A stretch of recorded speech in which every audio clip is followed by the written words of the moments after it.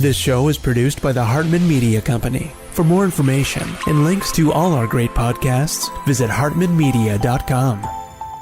Hey there, I'm Russell Gray, Main Street Capitalist Show and the founder of the Raising Capitalist Foundation. I'm here at the Jason Hartman Empowered Investor Live event. It's my first time being here, having a great time. What I really like about it is the big picture stuff, tax strategy, legal strategy, but they also get down in the weeds is how do you actually execute? How do you find properties? How do you manage properties? How do you automate? How do you keep yourself in the 21st century? So if you're serious about your real estate investing, your real estate portfolio, this is a great place to be. Lots of great resources, lots of great energy, a lot of great information. Welcome to the Creating Wealth Show with Jason Hartman. You're about to learn a new slant on investing, some exciting techniques, and fresh new approaches to the world's most historically proven asset class that will enable you to create more wealth and freedom than you ever thought possible. Jason is a genuine self-made multimillionaire who's actually been there and done it. He's a successful investor, lender, developer, and entrepreneur who's owned properties in 11 states, had hundreds of tenants, and been involved in thousands of real estate transactions. This program will help you follow in Jason's footsteps on the road to your financial independence day. You really can do it. And now, here's your host, Jason Hartman, with the complete solution for real estate investors. If you ask 100 people on the street, what kind of government is America supposed to be? 99% of them will tell you a democracy. But that's a lie. The word democracy is not written into the Constitution at one time. It's not in the Bill of Rights. It's not in the Declaration of Independence. The Founding Fathers hated the idea of a democracy. They thought it was the worst form of government there is. And I agree with them. Because in a democracy, 51% of the people control 49% of the people. If you're part of the 49%, you're not free. America was founded as a constitutional republic. And in that constitutional republic that we have, 99% of the people can't take away the rights of 1%. You have your rights because you were born with them, human rights that nobody can take away from you. The government, the majority, no matter who they are, I can't take away your rights. And that's what our founding fathers gave us. But the psychological operations that they do to us, they make us believe that we're a democracy and that majority rules, you see? And they want you to believe that. Because then they tell you this poll says this many want this and this many want that and this many want this. And it doesn't have anything to do with anything. You hear George Bush saying democracy means freedom. No, democracy equals New World Order. Democracy equals slavery. The word democracy is not synonymous with freedom. It's the opposite of freedom. Democracy is the worst form of government you can have because it's majority rule. And the government can tell you exactly what they want to tell you to do because the majority wants it. I don't care what the majority wants. I live my life as I choose. And if I don't commit violence, theft, or fraud against another human being, I can live my life as I wish. That's my choice. And if I'm allowed to make mistakes, because when you make mistakes, you learn from them. You grow as a human being. We're put on this earth to become the best individuals we can be, right? We're not here to put on this earth so the government can tell us how to live our lives and what we must do. We put into these systems and these paradigms. No. Greetings, empowered investors. Welcome to episode 2311. We got a great show for you today. I'm sure you will learn a lot of stuff. But let's first look at one of those hotly debated political issues. Yes, you know what that issue is. No, it's not the person. It's not Donald Trump, but it's one of his policies. And let's just take a look at that for just 30 quick seconds before we get into some of the meat of today's show, as we are going to talk about being the boring investor. Yes. Have you ever been praised for being boring? Well, it might be a really good thing. We're going to hear more about that with our guest in just a few minutes. So for all of the haters and the doubters, you must just look at the customs revenue and how it has massively increased. Yes, up to $22.3 billion, the highest in many, many years, maybe the highest ever. It's probably the highest ever, but it's certainly the highest on this chart. which just back in 2015 was under $4 billion. So that is a significant increase in revenue. It's certainly not going to solve the government's deficit and debt problems, and it's not going to replace your income taxes, but it is much, much higher than it has been in the past. So just wanted to share that with you. Tariffs, I know that issue is so hotly debated. Okay, so, the real estate market, it's getting pretty boring. I get it. It's getting pretty boring. But I just want to remind you of what we are looking at in the future. We already know we have a big housing shortage, but we also know that we have a huge decline in demand destruction because of the high cost of money.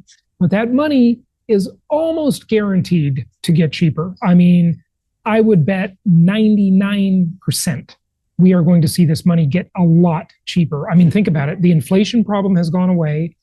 What could Jerome Powell, our Federal Reserve Chair, what could his excuse be for not lowering rates at the next Fed meeting? I mean, the inflation threat has disappeared. What is he going to say? I hate Trump, and so that's why I'm holding out and making everybody suffer with rates higher than they need to be? No, it's not going to happen. Rates are coming down.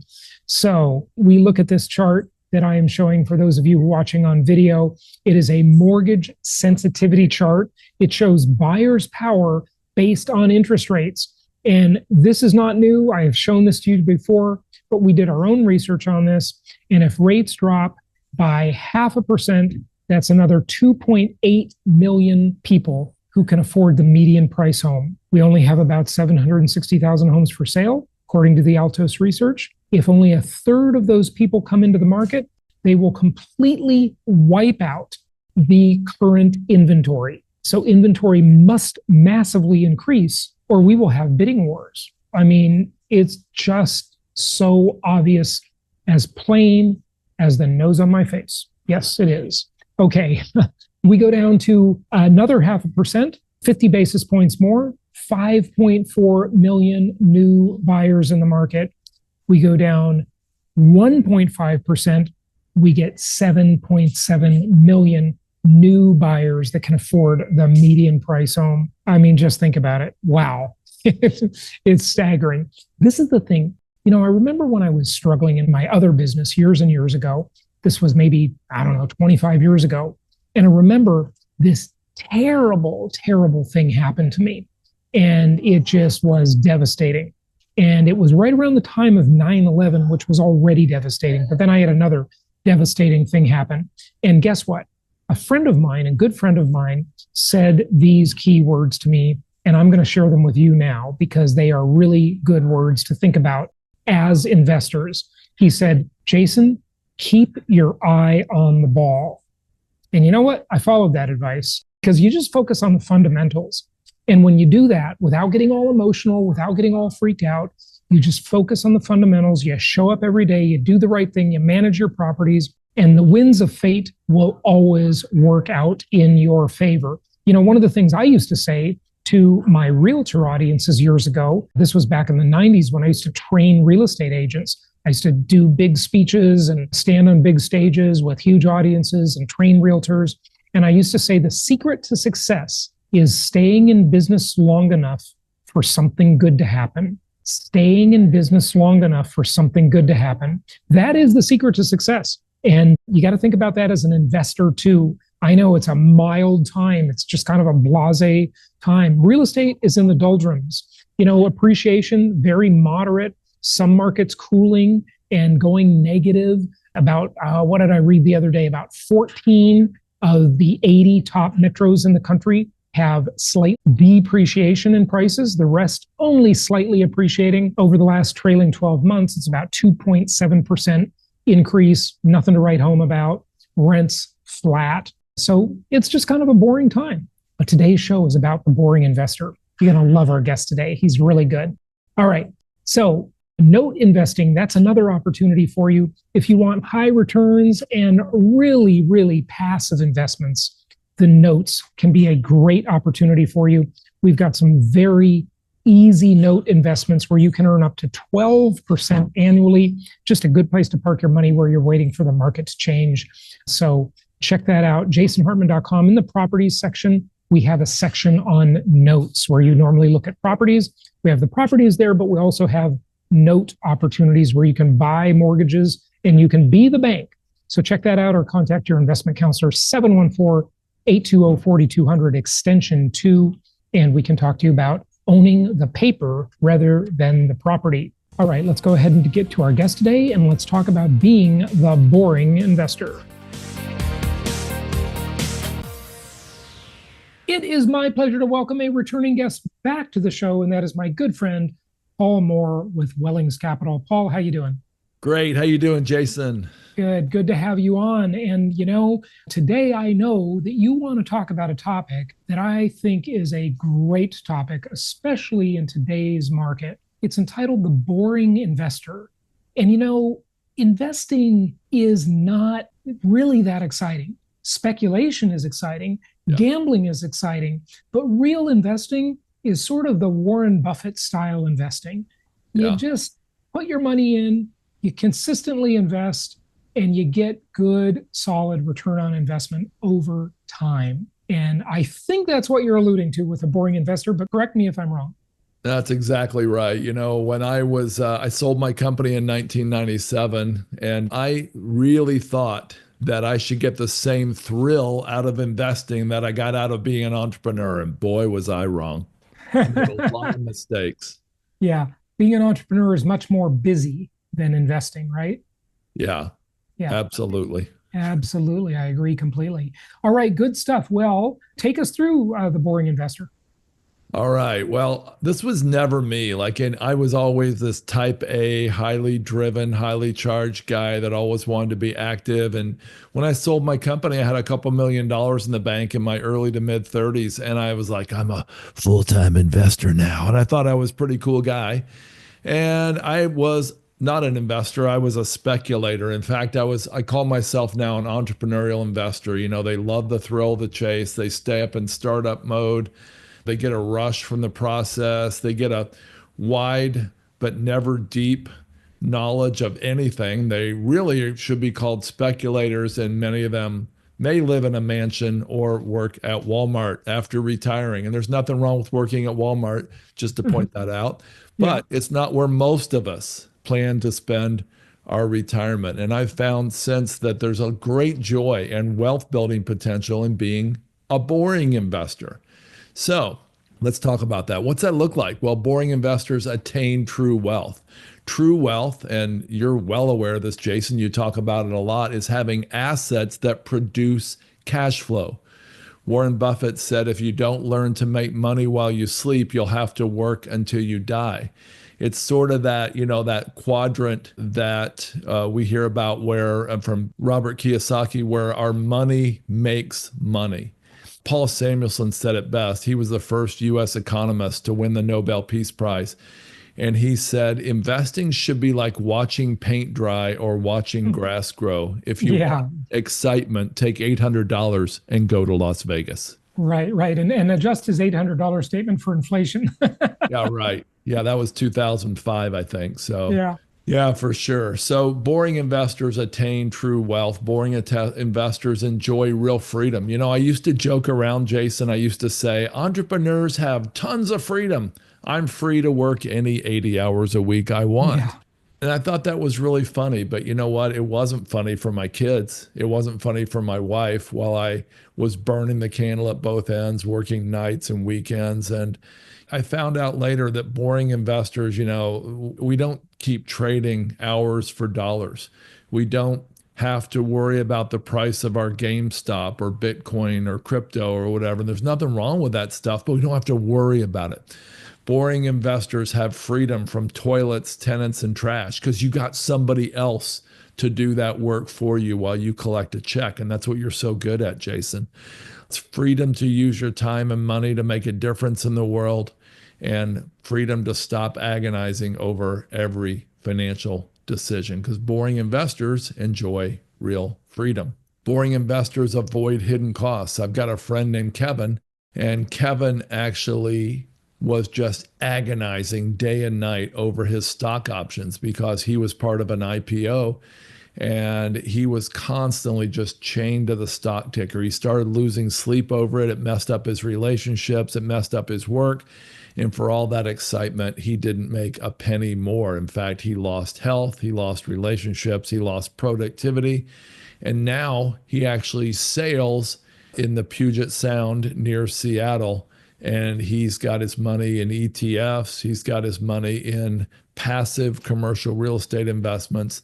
And he's enjoying his life a lot more because he's avoided the hidden costs of trying to be an active entrepreneurial investor. Boring investors lose money and make a fortune. Jason, remember my podcast called How to Lose Money? Yeah, I remember being on that show.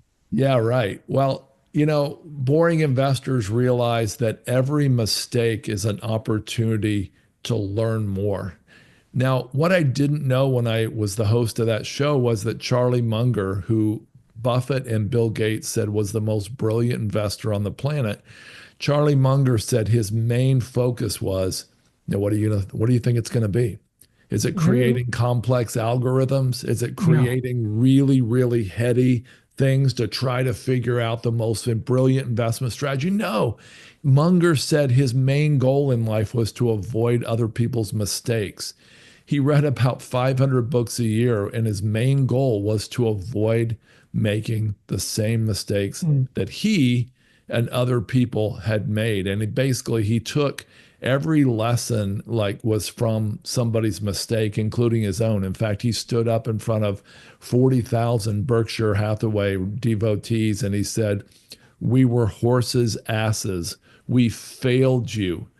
And he talked about all his mistakes and he rubbed his own nose in his mistakes. And he said, "But we will try not to do that again." It's just a wonderful thing to learn from your mistakes. And boring investors do that. Boring investors realize they might be wrong. Chris Davis of Davis Advisors has a wall of shame in his office where they frame the stock certificates of their worst investments ever, like AIG. And they have bullet points underneath the investment and say, here's what we did wrong in making this decision.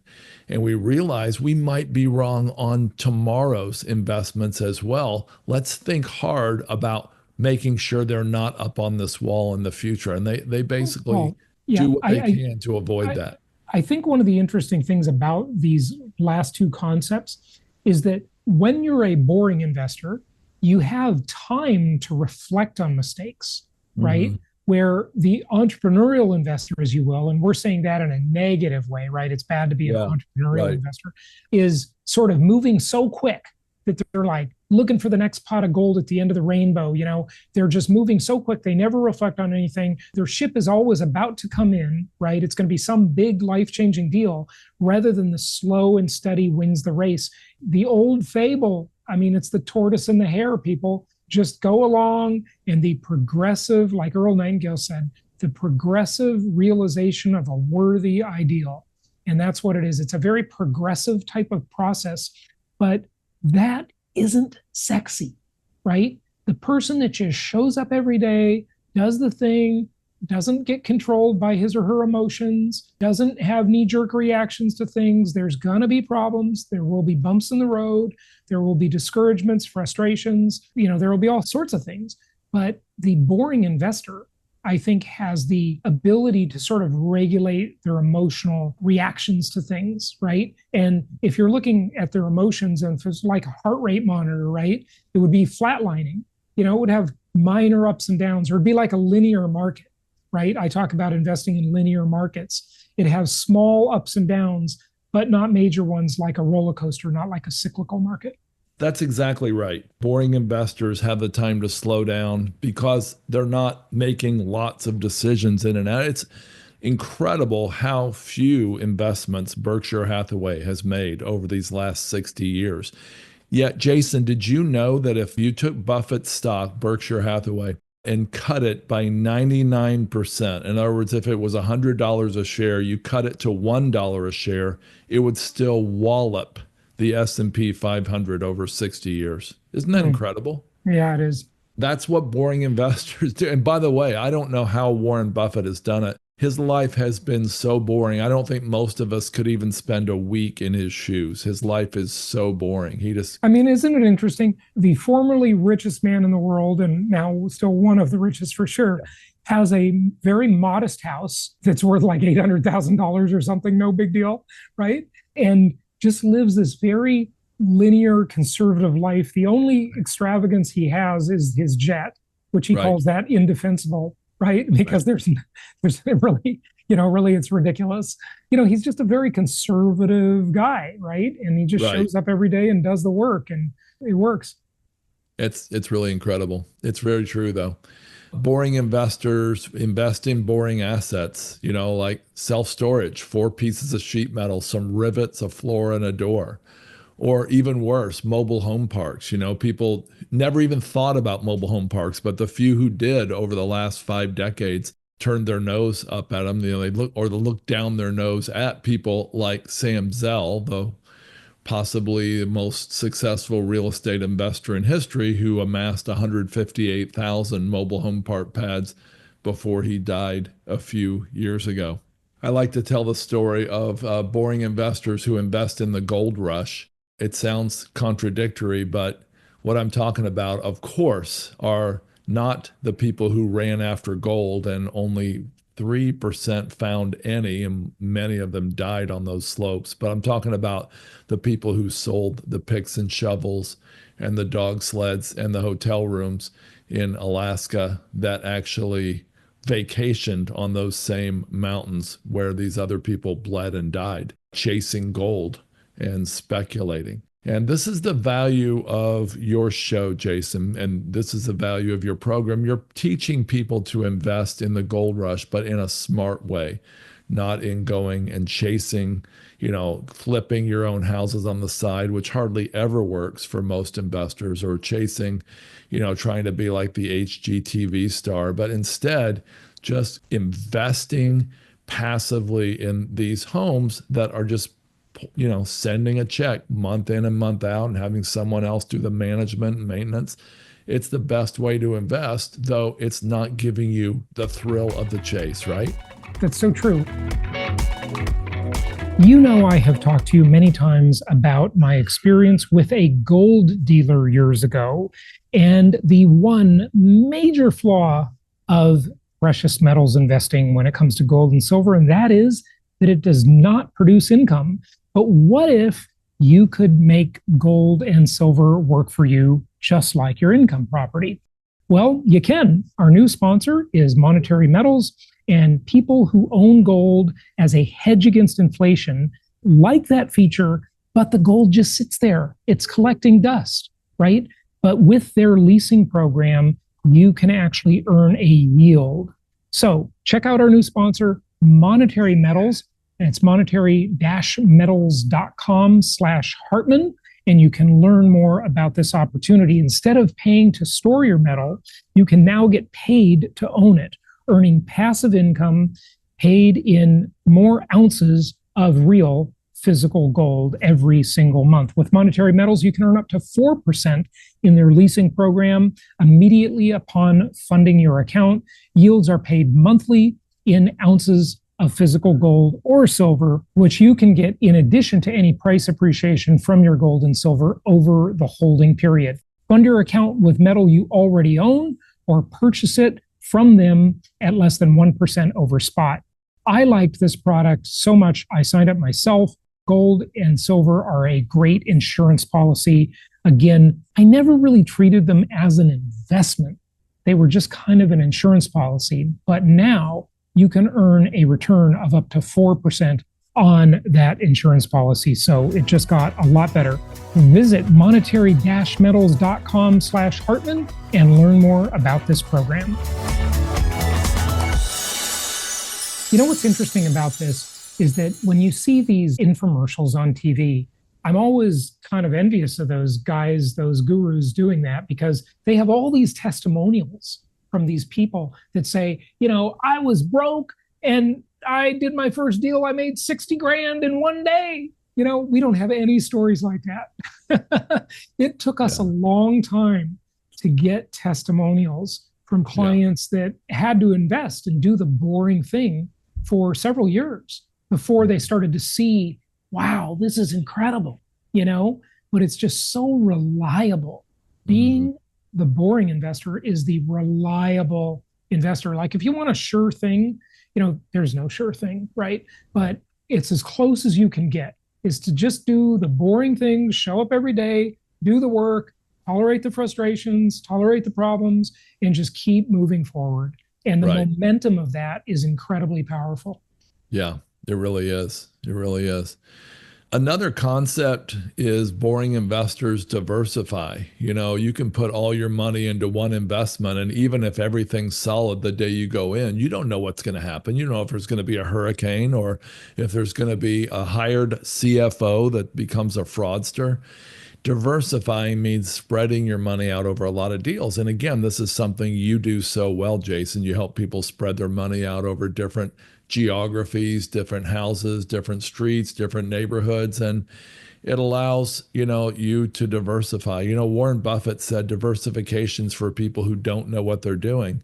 I scratched my head at that. I said, what are you talking about? Wait a minute. Berkshire Hathaway is the most diversified company on the Fortune 500. And I think what he was talking about is diversification within one company. So if Dairy Queen decided they wanted to foolishly diversify into paper mills, into ink printing so they could print their cartons, and even into timber, so where they could create the pulp and paper to do their cartons and cups. And that's stupid diversification. Of course, Dairy Queen doesn't do that. So I have a comment on diversification, because it really, you need to peel back the layers of this thought, right? I think generally speaking, diversification perpetuates wealth and concentration creates wealth, okay? I think generally that is a true statement. Right. But I think the way you want to do it is you want to take the most historically proven asset class, real estate, and diversify geographically, right? And that's what I say to people. Diversify geographically, be in at least 3 markets, not more than 5, and you'll have enough diversification because these markets do vary. They all have their own individual economies. Whereas you got one person who's putting their whole life into one deal that's going to be the deal that is the rocket ship, and that deal may well fail. And so you've got to be diversified, but do it within the right asset class, and that's the real estate. Yeah, totally agree. Wellings Capital, we have diversification across these different asset types as well, self-storage, mobile home parks, RV parks, light industrial, and more, multifamily. And I think the point is, you talk about concentration and diversification. Concentration, we invest with people who are highly concentrated, like a self-storage operator who lives and breathes self-storage for 40 years, or an RV park operator who does the same. And then diversification comes from having a finger in all those. And of course, Berkshire Hathaway, Buffett has, I believe, full ownership or partial ownership in about 107 companies last I checked. So, and again, all of them are obsessed with their own thing. They're not all spread out as well. So this is an obvious one. Boring investors don't chase shiny objects. Investor extraordinaire. He's not a real popular guy, especially not with me, but he was a smart investor. George Soros, he said, if investing is entertaining, if you're having fun, you're probably not making any money. Good investing should be boring. Here's a kind of fun one. Boring investors are simpletons. Now, Warren Buffett was deeply criticized in 1999 for not jumping on the tech bandwagon. Yeah. Yep. He said when the dot-com bubble was happening, he said, I don't understand this stuff. I'm not going to invest in it. And he was right at the time. He was right. He said, I would rather invest in Wrigley's gum than tech because I don't know where tech will be in 10 years. I do know how people will be chewing gum. He didn't get seduced by all of the talk about the new economy. Everybody turned up their nose at all these traditional people that were doing real estate and doing, what Buffett was doing, Berkshire type stuff. They all thought they were like the losers, the old school. Well, guess what? I guess the old school won the day. Yeah, they sure did. Munger, he said he was talking about the brilliance of Berkshire Hathaway, and he said, we look like we've found some kind of a trick, but we haven't really done that. It's actually quite simple. It's kind of a fun thought to think that the simplicity won the day. It really is true. And when I used to train real estate people years ago, I used to, do workshops and train them on how I got my success and what they should do, right? And they would always come to me, Paul, with this question: what can I do to be different? What can I do to stand out? I want to do the best, most creative marketing ever. And, there is an edge to that, no question about it. A little bit of creativity is going to help you. But the main thing is, and here was my answer to them: if you want to be different, be consistent, because so few people are consistent. That's what will make you stand out, is just consistency, right? Be there day in, day out, do your marketing consistently. Don't have the idea du jour and, change your path every month, right? You've got to be consistent for a long time. That's what paid off for me when I was in traditional real estate. And it pays off for investors. It's the same rule. Yeah, so true. Here's one that's kind of fun. Boring investors traded FOMO for FOMO, and they got JOMO. What the heck is that? Well, we all know FOMO. FOMO is the fear of missing out. I've got a little Bitcoin, and I did it for fun on the side. And Jason, I'm having so much trouble selling it. I need to sell it right now. I made a decision a week ago to sell it, and every time I go to do it, I think, oh, it just went up a little. Maybe it'll go up a little more. I know. That's so speculative. It's so hard to manage your mental state with that. I know, and I know better. That's why I love real estate, because I don't have a chance to do that. But basically, great boring investors traded FOMO, fear of missing out, for FOMO, which is fear of messing up. Oh, interesting. Is what basically our company has just become obsessed with, trying to figure out what could go wrong. Let's make sure we don't do that. And what do we get out of that? We got JOMO, which is the joy of missing out. We missed out on a great investment a couple years ago, and I looked back at it. It was in Colorado Springs. And I looked back the other day at all the details that made us decide not to do it, even though it like tripled investor money. And I went, oh yeah, there was this and this and this. And you know what? I had a little joy, because I thought we were disciplined. We chose for good reasons not to do that. Now, it turned out it worked out well, but I got a little bit of joy thinking, as much as I wish we had done it, I'm glad we were disciplined and stayed with our process. Boring investors imitate patterns, not outliers. A lot of stock people have heard of Jesse Livermore. Now, Jesse Livermore, if you'd have been alive about 90 years ago, you for sure would have heard of him, because he shorted the stock market right before it crashed in October 1929. He made about $100 million, which is $4 billion today. Wow. And a lot of people imitated him, and they invented something called day trading as a result. Well, unfortunately, every single person I know, Jason, and I don't know that many people in stocks, but every single person I know that has tried to day trade has failed. Every single person I know that actively moves money in and out of stocks fails. Same with Bitcoin. But I'll tell you something, Paul. They had a good story one day and talked about how one day they made a fortune, or one week they made a fortune, but it just never lasts. It's like the gambler in Las Vegas, right? Yeah. They'll have a great run and then they'll just give it all back. Yeah, it's absolutely true. And sadly, tragically, Jesse Livermore couldn't even imitate his own success, and he took his life 11 years later, around 1940. Jeff Bezos asked Buffett, he said, your strategy's not that complicated. Why doesn't everybody just imitate you? And Buffett said, no, nobody wants to get rich slowly. And it's a funny thing to say. Charlie Munger was asked about this, and he said, why do people think they should pick their own stocks? We don't design our own electric motors or build our own egg beaters, do we? And I just thought that was great. And again, it just promotes what you're doing. You're helping people by passively letting somebody else do the heavy lifting so they can focus on their life, their family, their day job, their career. And it's just a great strategy. Boring investors don't have a crystal ball, and they don't pretend to. Peter Lynch says those who live by a crystal ball are destined to eat glass. And if you are trying to take things outside of your control and just betting on, interest rates going a certain direction, the economy doing this or that or whatever, if you're basing your investment thesis on things outside of your control that may or may not happen, it's a pretty risky way and a pretty good way to lose money. And I know that I made a lot of mistakes early on like that. Boring investors are really patient.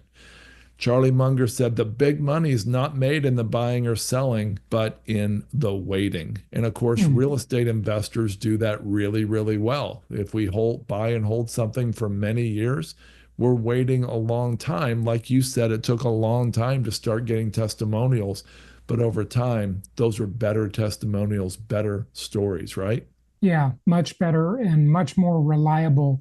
Those people today are all still rich. Yeah, They never right. gave it back, you know? Yep.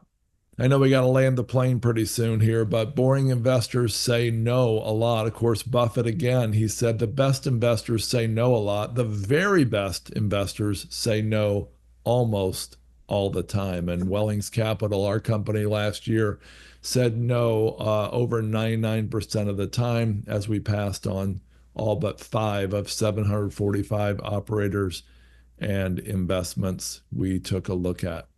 Boring investors invest in relationships. A lot of people who are on their deathbed, Lee Iacocca famously said, no one on their deathbed said they wish they'd spent more time at the office. I can't judge anybody who's failed in this way because I know I failed. I told you I have 4 kids, but man, they grew up watching me be driven, watching me work way too many hours. And now that the kids are all out of the house, I've learned to slow down. I've learned to be a boring investor, but honestly, I missed a lot of fun years with those kids. They're all doing really well. They love me, but I can never get those years back. I wish I'd have known this concept. Boring investors invest in happiness. Have you seen these studies, Jason, like from Harvard and others that say that globally there's a happiness satiation point? Yeah. And when they did the study 10 years ago or whatever, it was $75,000, $95,000. Yeah. Let's say it's So, 200,000. just It doesn't invest that, matter. adjust that for inflation, and it's all that's the income number, but there's Yeah. also the net worth number, right? Yes. I don't know what that number is nowadays according to these studies, but I remember reading it in a paper magazine years ago, Yeah. and it was like 1.6 million net worth. Right. Yeah. Was more than enough to be happy now. That was like 25 years ago. So adjust for inflation, obviously, and, adjust the income for inflation too. But people are so misled. Money will not buy you happiness, folks. Right. Neither will poverty. Okay. But, Exactly. you only need like to get to a certain point, and then it's all just a game. Yep, it's absolutely true. And so, I mean, if you're already making, let's say that happiness satiation level is $180,000. If you're already making 180,000, does it make sense to work 10 more hours a week? Does it make sense to miss your kids' games for that? Jason, the day you and I met for coffee, if you recall that. I know we had like a 3-hour coffee meeting. Yeah, well, that same day, I also met some investors in West Palm Beach, and one of the guys there was driving a Ford Explorer, and he just seemed kind of boring. But I just knew there was more to his story. I said, "So what do you do for a living?" He goes, "I go to my kids' games and I flip a few houses." I said, No, tell me He's more." probably being modest. He's probably super rich. He finally admitted to me that he was the former CEO of Home Depot, Ulta, and Michaels. Wow. And he had retired early so he could hang out with his kids more. Yeah.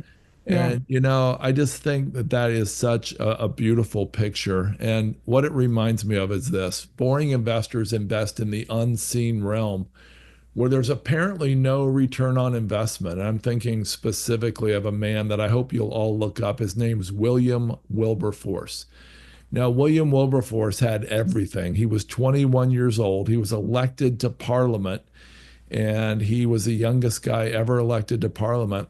And he had a massive revelation. He converted his life. He quit all 5 of the big social clubs he was involved in. He realized the horrors of slavery, and he spent his health, his wealth, his reputation, the rest of his life until he died, trying to fight slavery. And he was able to eventually, with a bunch of people that gathered around him, able to eventually cause slavery to be outlawed in the UK. It eventually spilled over into the Civil War and the outlawing of slavery in the US as well. William Wilberforce spent his life on the unseen realm, and apparently he didn't gain any wealth from that, but he's got a legacy that will last for eternity. And so that's one of the things I want to encourage people to invest, to leave a legacy. One of the ways we're doing that, and we want to encourage everybody to look into this, is to look at this issue of human trafficking. Even though slavery was outlawed a couple hundred years ago, unfortunately, it is now one of the largest businesses on the planet. If you took the record profits of ExxonMobil, Nike, and Walmart, tripled those record profits, you would get the approximate profitability of human trafficking every year. So we encourage people to go check out our partner, AIM, AIM. That's aimfree.org.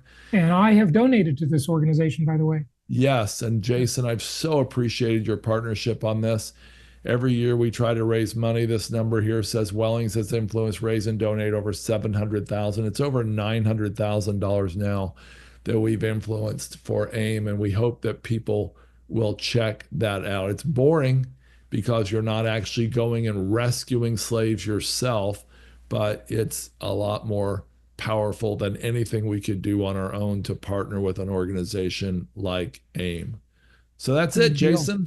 All right, Paul. Well, hey, the lesson is be the boring investor, because just be consistent. Do the boring stuff. Don't fall for the siren song of the sexy investment. It's going to, 10x your money overnight. It's just not going to happen. Look, one of the questions that I always ask when someone comes to me with this trading system for the stock market or whatever it is that sounds too good to be true, I ask, look, if this were true, why isn't everybody doing it? I mean, secrets like that don't last, right? If you could buy some piece of software that would trade stocks and make you a fortune, I mean, the stock market is infinitely scalable, right? So in that example, everyone would be doing it. I mean, there are way brighter minds, on Wall Street, people you never hear of that work for companies like Goldman Sachs, right? That do research all the time, all day long, people that work for Berkshire. These people, they would know about it. They would be using it. You would hear about this stuff. So the sexy stuff is almost always a scam, almost always, 95% of the time. So just show up every day, do the consistent stuff. That's what works. And Paul, thank you so much for sharing this with us. It's really great. Jason, thank you so much. It was an honor to be on here again, and I really appreciate your friendship. Likewise, and keep in touch. Thank you so much for listening. Please be sure to subscribe so that you don't miss any episodes. Be sure to check out the show's specific website and our general website, hartmanmedia.com, for appropriate disclaimers and terms of service. Remember that guest opinions are their own, and if you require specific legal or tax advice or advice in any other specialized area, please consult an appropriate professional. And we also very much appreciate you reviewing the show. Please go to iTunes or Stitcher Radio or whatever platform you're using and write a review for the show. We would very much appreciate that. And be sure to make it official and subscribe so you do not miss any episodes. We look forward to seeing you on the next episode.